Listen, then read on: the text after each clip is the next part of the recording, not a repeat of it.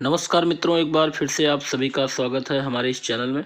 आज के इस वीडियो में टीजीटी और पीजीटी चित्रकला की तैयारी के लिए महत्वपूर्ण बिंदुवार नोट्स का अध्ययन करेंगे।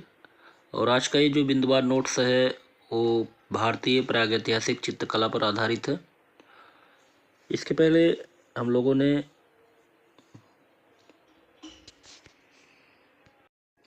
भारतीय कला का अर्थ एवं उसका स्वरूप का अध्ययन किए थे और वहाँ से जितने भी बिंदुवार नोट्स बन सकते थे उसका अध्ययन हम लोगों ने किया।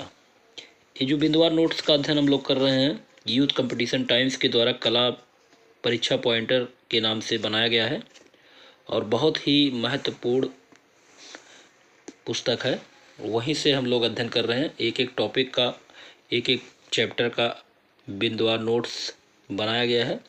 तो चलिए आज अध्याय 2 भारतीय प्रागैतिहासिक चित्रकला से संबंधित जितने भी टॉपिक बनेंगे उसका अध्ययन करेंगे हम यहाँ पे। अगर आपको वीडियो अच्छा लगता है तो वीडियो को लाइक कर दिया करें और शेयर कर दें अधिक से अधिक लोग को। तो चलिए देखते हैं। तो सबसे पहले यहाँ पर जो पहला बिंदु है वो है भारतीय चित्रकला का उद्गम प्रागैतिहासिक काल से माना जाता है। तो भारतीय चित्रकला का उद्गम प्रागैतिहासिक काल से माना जाता है। ऐतिहासिक काल से पूर्व की कला को प्रागैतिहासिक कला कहा जाता है। ऐतिहासिक काल से पूर्व की कला को प्रागैतिहासिक कला के नाम से जानते हैं। आदि मानव या आदि मानव की कला प्रागैतिहासिक युग से संबंधित है। तो आदि मानव की कला प्रागैतिहासिक युग से संबंधित है। प्रागैतिहासिक कला से संबंधित चित्र क्षेपांकन पद्धति में बने हैं। तो प्रागैतिहासिक कला से संबंधित जो चित्र हैं वो क्षेपांकन पद्धति में बने हुए हैं। आगे देखते हैं। प्रागैतिहासिक चित्रों से उस समय के तत्कालीन जनजीवन एवं संस्कृति का पता चलता है। प्रागैतिहासिक शैलखंड चित्रों पर विद्वानों द्वारा 5 प्रकार की शैलियाँ खोजी गई हैं। वो 5 प्रकार की शैलियाँ कौन कौन सी हैं? पूरक शैली, अर्धपूरक शैली, रेखा शैली, अलंकृत शैली और क्षेपांकन शैली। तो प्रागैतिहासिक शैलखंड चित्रों पर विद्वानों द्वारा 5 प्रकार की शैलियाँ खोजी गई हैं। 5 प्रकार शैलियाँ आपको पता हो गई: पूरक शैली, अर्धपूरक शैली, रेखा शैली, अलंकृत शैली और क्षेपांकन शैली। आगे देखते हैं। कनाडाई पुरातत्वविद और लेखक डेनियल विल्सन ने अपनी पुस्तक archaeology and prehistoric analysis of Scotland 1851 ईस्वी में सर्वप्रथम प्रागैतिहासिक शब्द का प्रयोग किया। आगे देखते हैं। भारतीय प्रागैतिहासिक चित्रकला का इतिहास पुस्तक के लेखक हैं doctor Jagdish Gupta. Very important है। भारतीय प्रागैतिहासिक चित्रकला का इतिहास, ये जो पुस्तक लिखा है इसको लिखा है डॉक्टर जगदीश गुप्ता ने। अब आते हैं चित्रकला की परिभाषा। तो चित्रकला की परिभाषा क्या है? किसी धरातल पर रंग तथा रेखाओं की सहायता से लंबाई, चौड़ाई, गोलाई तथा ऊंचाई को अंकित करके किसी रूप का आभास कराना ही चित्रकला कहलाता है। पृथ्वी पर जीवोत्पत्ति के आधार पर प्रागैतिहासिक मानव का उद्गम हुआ और जीव के विकास को 4 भागों में बांटा गया है। जीव के विकास को कितने भागों में बांटा गया? 4 भागों में। वो 4 भाग कौन कौन से हैं? सबसे पहला भाग है एजोइक युग। एजोइक युग क्या है? इस युग में पृथ्वी पर एक कोष्ठक जीव की उत्पत्ति हुई। इसके बाद दूसरा पेलोजोइक युग। इस युग में जीव अकशेरुकी रूप में विकसित हुए। तीसरा क्या है? मिसोजोइक युग। इस युग में कशेरुकी जीव का विकास हुआ। और चौथा है सिनोजोइक युग। इस युग में स्तनधारी जीवों का विकास हुआ। तो 4 युग में बटा हुआ है। मानव की उत्पत्ति लगभग 20 लाख वर्ष पूर्व मानी जाती है। मानव की उत्पत्ति 20 लाख वर्ष पूर्व मानी जाती है। पूर्व पाषाण कालीन मानव पत्थर, हड्डी और लकड़ी के मोटे व भद्दे औजार या हथियार बनाता था। भारत में प्रस्तर युग के औजार की खोज सबसे पहले ब्रुसफुट नामक विद्वान ने किया था। कहाँ पर? मद्रास के समीप पल्लवारम नामक स्थान पर। किस सन में किया था? 1863। तो भारत में पत्थर युग या प्रस्तर युग के औजारों की खोज सबसे पहले ब्रुसफुट नामक विद्वान ने मद्रास के समीप पल्लवारम नामक स्थान पर 1863 ईस्वी में की थी। सन 1865 ईस्वी में H.B. वाइने ने हैदराबाद की गोदावरी के किनारे पैथान नामक स्थान पर एक फासिल प्राप्त की थी। ठीक, अब आते हैं दूसरा टॉपिक इसमें, प्रागैतिहासिक काल। प्रागैतिहासिक चित्रकला को अध्ययन की दृष्टि से इसे 3 भागों में विभाजित किया गया है। पहला भाग पूर्व पाषाण काल है। पूर्व पाषाण कालीन मानव प्रकृति निर्मित गुफाओं में रहता था और पूर्व पाषाण काल का मानव पत्थर, हड्डी और लकड़ी के मोटे और भद्दे औजारों का प्रयोग करता था और उसी से हथियार बनाता था। प्रस्तर युग के औजार सोआ, नर्मदा, साबरमती नदी की घाटियों में मिले हुए। भूगर्भ शास्त्रियों के अनुसार दक्षिण भारत का क्षेत्र सबसे प्राचीन माना जाता है। तो भूगर्भ शास्त्रियों के अनुसार दक्षिण भारत का जो क्षेत्र है वो सबसे प्राचीन माना गया है। पूर्व पाषाण युग का मानव दक्षिणी भारत में चेन्नई के पास अंगोला, चिंगलीपुत तथा कुडापा क्षेत्र तक सीमित रहा है। पूर्व पाषाण काल के मानव को क्वार्टिजाइट मानव के नाम से भी पुकारा जाता था। मानव द्वारा बनाया जाने वाला प्रथम औजार कुल्हाड़ी था। तो मानव ने सबसे पहले कौन सा औजार बनाया था? कुल्हाड़ी को। क्वार्टिजाइट यंत्र मद्रास में गंटूर जिले के अंगोला और कुडापा नामक स्थानों से प्राप्त हुए हैं। मानव सर्वप्रथम धरती पर प्लाइस्टोसीन अत्यंत न्यूनतम जिसको कहेंगे युग के आरंभ में अफ्रीका में आया। पूर्व पाषाण युग के गोल पत्थरों से बने उपकरण सोहन नदी की घाटी से प्राप्त हुए हैं, वर्तमान में पाकिस्तान में है। तो पूर्व पाषाण युग के गोल पत्थरों से बने उपकरण सोहन नदी की घाटी से प्राप्त हुए हैं। पूर्व पाषाणकालीन मानव आखेट और खाद्य संग्राहक था। आखेट करता था और खाद्य को संग्रह करता था। पूर्व पाषाणकालीन हड्डी से निर्मित मातृ देवी की प्रतिमा बेलन नदी की घाटी से प्राप्त हुआ है। तो पूर्व पाषाणकालीन हड्डी से निर्मित मातृ देवी की जो प्रतिमा है वो बेलन नदी की घाटी से प्राप्त हुई है। सर्वप्रथम अग्नि का आविष्कार पूर्व पाषाण काल में हुआ। पूछा भी गया कई बार। अग्नि का आविष्कार सबसे पहले पूर्व पाषाण काल में हुआ और सर्वप्रथम पिथकेनेथोपस और पिग्नेनेसिस मानव ने अग्नि के प्रयोग का आविष्कार किया। महाराष्ट्र में बोरी नामक स्थान पर खुदाई में मिले अवशेषों के आधार पर मानव का अस्तित्व 14 लाख वर्ष पहले का माना जाता है। ठीक, दूसरा आते हैं मध्य पाषाण काल। पूर्व पाषाण काल और नव पाषाण काल के मध्य के संक्रमण काल को मध्य पाषाण काल कहते हैं। मध्य पाषाण काल का समय पुरातन प्रस्तर युग के बर्बर जीवन व नव प्रस्तर युग के समय के संधि काल वाला समय माना जाता है। मध्य पाषाण काल में मानव के औजारों को और अधिक सुडौल व ज्यामितीय रूप प्रदान किया गया है। भारत में मध्य पाषाण काल के विषय में जानकारी सबसे पहले C.S. कार्लाइल द्वारा 1867 ईस्वी में विंध्य क्षेत्र से प्राप्त हुई है। मध्य पाषाण काल के औजार माइक्रोलिथ थे, छोटे औजार थे। भारत का सबसे बड़ा मध्य पाषाण कालीन स्थल बागोर राजस्थान के भीलवाड़ा जिले के कोठारी नदी के तट पर स्थित है। तो भारत का सबसे बड़ा मध्य पाषाणिक स्थल कौन सा है? बागोर है। और कहाँ पर है? भीलवाड़ा जिले के कोठारी नदी के तट पर। मध्यपाषाणकालीन पुरा स्थल लंघनाज गुजरात से 14 मानव कंकाल प्राप्त हुए हैं। लंघनाज गुजरात के पुरा स्थल का उत्खनन HD सांकालिया ने करवाया था। आगे देखते हैं। भारत में मानव अस्थिपंजर मध्यपाषाण काल से मिलना प्रारंभ होता है। तो भारत में मानव अस्थिपंजर मध्यपाषाण काल से मिलना प्रारंभ होता है।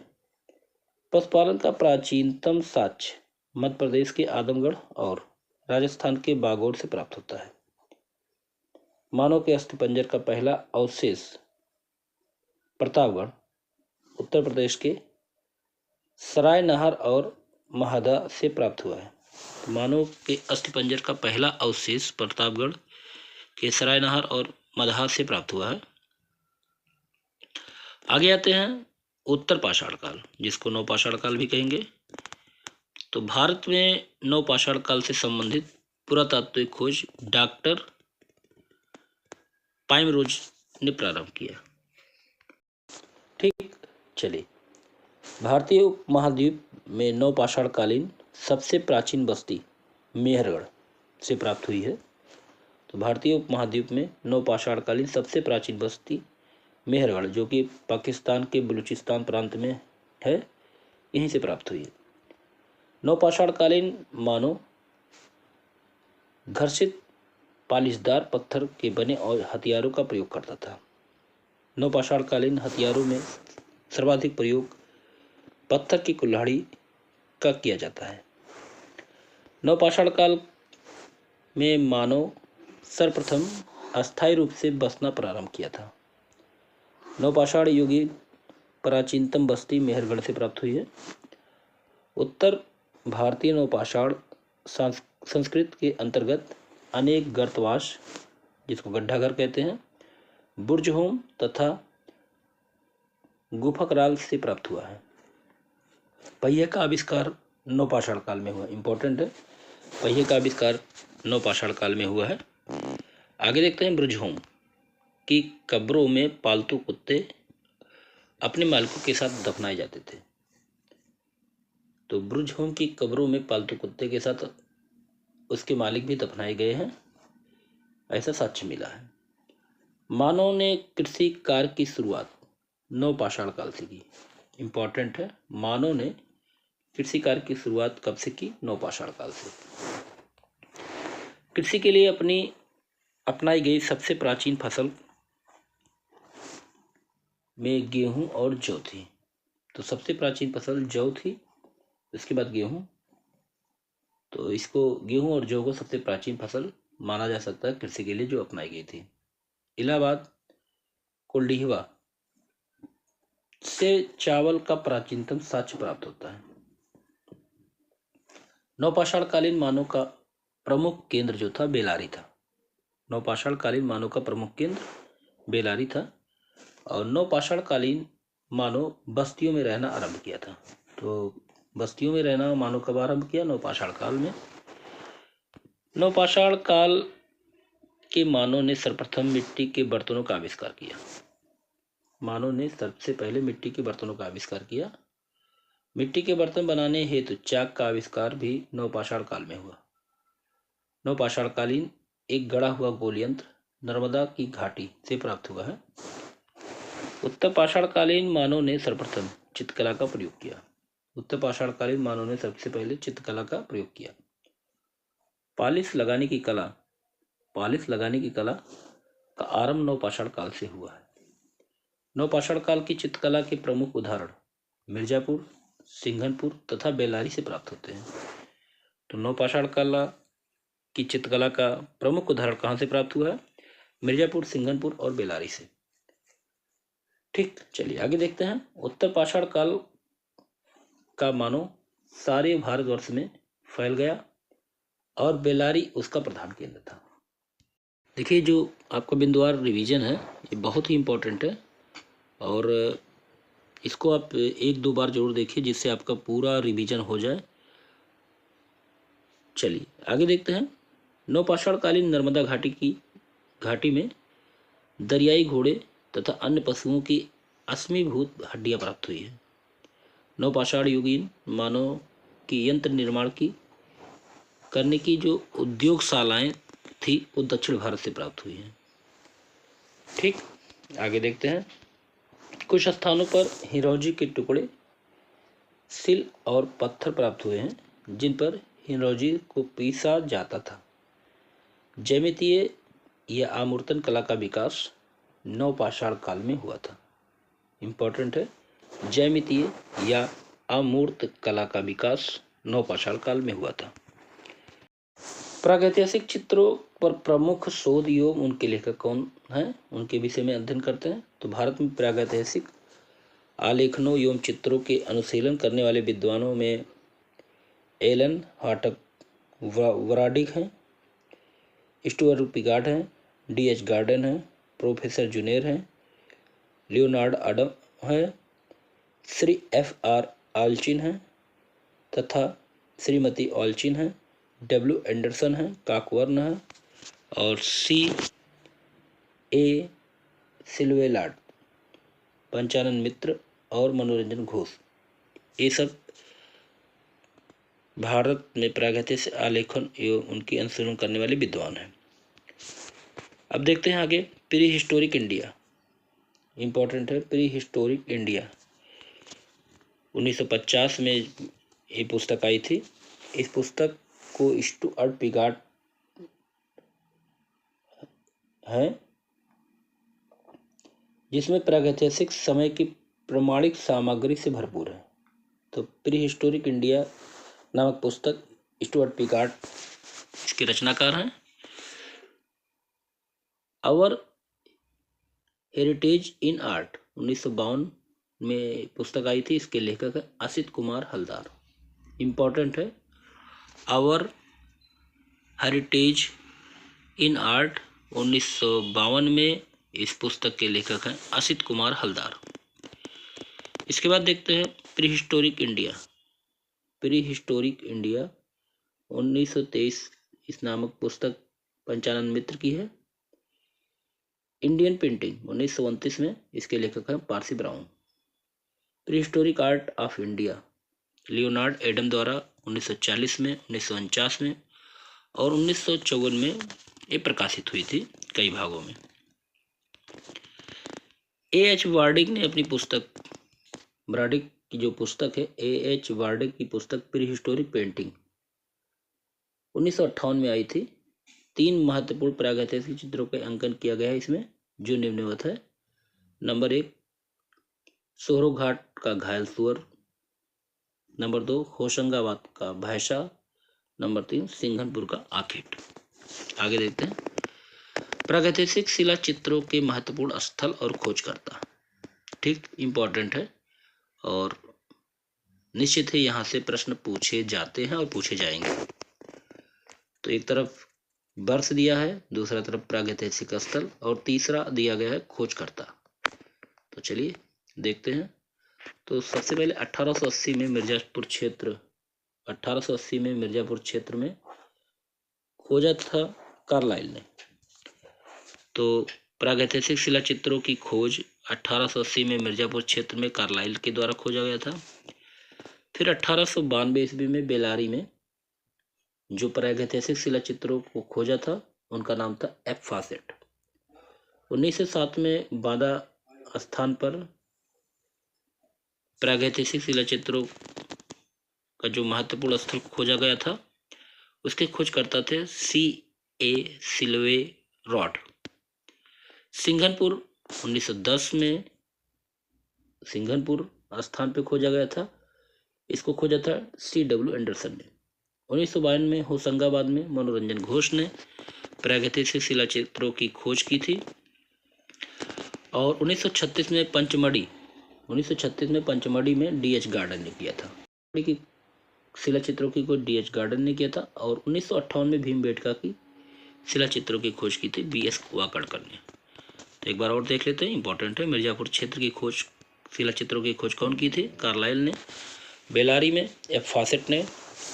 बांदा में C.H. सिल्वर्ड ने, सिंघनपुर में C.W. एंडरसन ने, होशंगाबाद में मनोरंजन घोष ने, पंचमढ़ी में D.H. गार्डन और भीमबेटका में B.S. वाकड़कर ने। अब आगे जाते हैं भारतीय प्रागैतिहासिक चित्रकला। तो भारतीय प्रागैतिहासिक युग के पाषाण चित्रों का प्रमुख जो केंद्र है उसमें मध्य प्रदेश है, उत्तर प्रदेश है, बिहार है, छत्तीसगढ़ है, राजस्थान है, उड़ीसा है, केरल है, आंध्र प्रदेश, तमिलनाडु। ठीक, अब सबसे पहले मध्य प्रदेश के प्रमुख क्षेत्र देख लेते हैं। इंपॉर्टेंट है मध्य प्रदेश का प्रमुख क्षेत्र।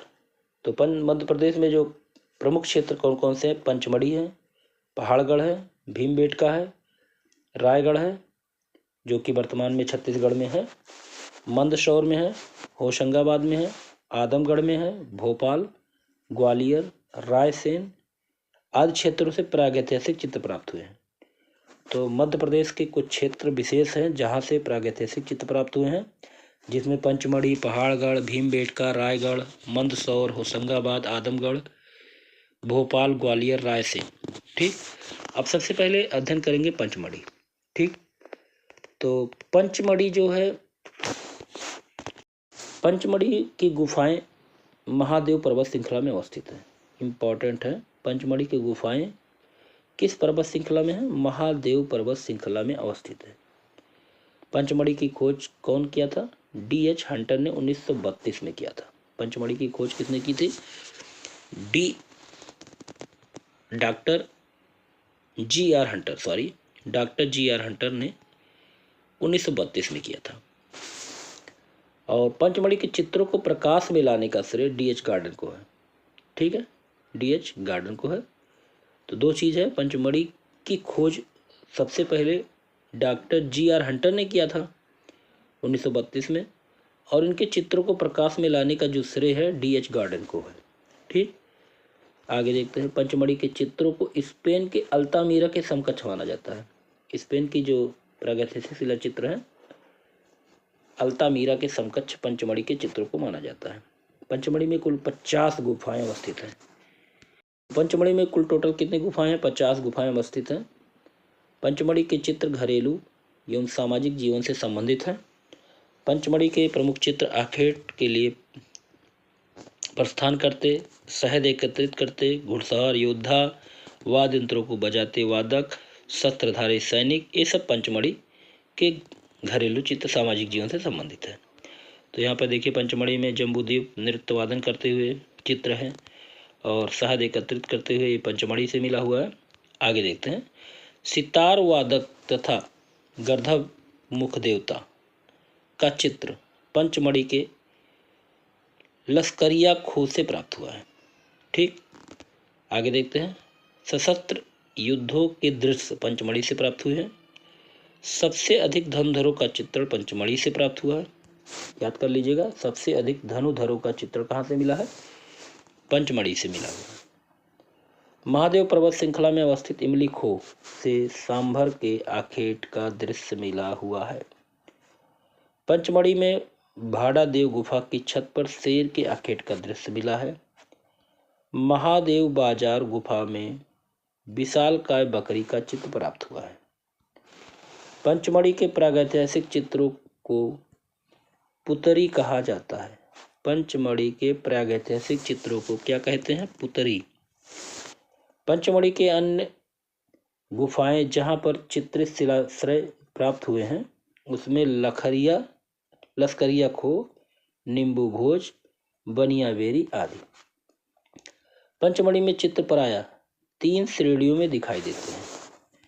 पहले स्तर के चित्र तख्तीनुमा व डमरूनुमा मानव आकृतियों को बनाया गया है, जिसके शारीरिक गठन को लहरदार रेखाओं द्वारा दिखाया गया है। दूसरे स्तर में केवल अहरिया या शिकारी के रूप में अभिव्यंजित है। तीसरे स्तर के चित्र कुछ स्वाभाविक जान पड़ते हैं। इस स्तर के चित्र आम घरेलू जीवन और सामाजिक जीवन से संबंधित हैं। आगे देखते हैं। कांटेदार स्याही का चित्र। कांटेदार स्याही का चित्र जम्बू द्वीप से प्राप्त हुआ है। नृत्य वादन करते हुए 2 मनुष्यों का चित्र जम्बू द्वीप गुफा से प्राप्त हुए हैं। पंचमढ़ी क्षेत्र में एक उत्कृष्ट चित्र परिवार के मध्य तंतुवादन का प्राप्त हुआ है। ठीक, आगे देखते हैं। पंचमढ़ी क्षेत्र से कुछ वानर कीड़ा के सुंदर दृश्य भी प्राप्त होते हैं। बनियाबेरी क्षेत्र जो कि पंचमढ़ी में है से सफेद पूरक शैली में बना एक चित्र मिला हुआ है, जिसमें बानर समूह के साथ मधुमक्खी का छत्ता बनाया गया है। पंचमढ़ी के मोन्ट्रेजा से शहद इकट्ठा करते हुए मनुष्य का चित्र पारिवारिक जीवन का चित्रण माना जाता है। आगे देखते हैं। स्वास्तिक पूजा का श्रेष्ठ चित्र बनियाबेरी। स्वास्तिक पूजा का श्रेष्ठ चित्र बनियाबेरी जो कि पंचमढ़ी क्षेत्र में है से प्राप्त हुआ है। अश्वारूढ़ तथा महिषारूढ़ सैनिकों के युद्ध का चित्र बोरी गुफा पंचमढ़ी से प्राप्त हुआ है। अश्वारूढ़ तथा महिषारूढ़ सैनिकों के युद्ध का चित्र बोरी गुफा पंचमढ़ी से प्राप्त हुआ है। भारत में ज़्यादा चित्र मध्य प्रदेश के पंचमढ़ी से प्राप्त हुए हैं। प्रागैतिहासिक पुस्तक the rock painting of Mahadev hills के लेखक डॉक्टर D.H. गार्डन है। इंपॉर्टेंट है। The rock painting of Mahadev hills, the rock painting of Mahadev hills के लेखक कौन है? Doctor D.H. गार्डन। अब अगला स्थान देखते हैं, पहाड़गढ़। पहाड़गढ़ कहाँ है?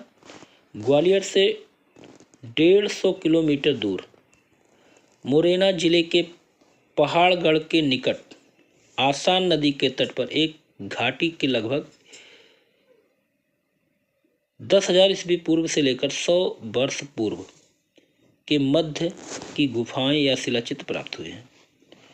1500 वर्ग में फैली ये गुफाएं मधुमक्खी के छत्तों से भरी हुई हैं। यहाँ पर मानव आकृतियाँ घोड़े, हाथी पर सवार, तीर, भालों, धनुषों से युक्त हैं। यहाँ पर D.P.S. दारिकेस ने उच्च पाषाणकालीन प्रागैतिहासिक चित्रों की खोज की थी। ठीक, तो यहाँ पर D.P.S. दारिकेस ने उच्च पाषाणकालीन प्रागैतिहासिक चित्रों की खोज की थी। तो अगला जो स्थल है भीमबेटका। तो भीमबेटका का अध्ययन हम अगले वीडियो में करेंगे। तो आपको ये वीडियो कैसा लग रहा है, और ये वीडियो अगर आपको अच्छा लगता हो तो वीडियो को लाइक कर दिया करें और कमेंट बॉक्स से ज़रूर बताएं कि ये वीडियो आपको कैसा लगा। अगले वीडियो में ऐसे ही टॉपिक के साथ फिर मिलते हैं। नमस्कार।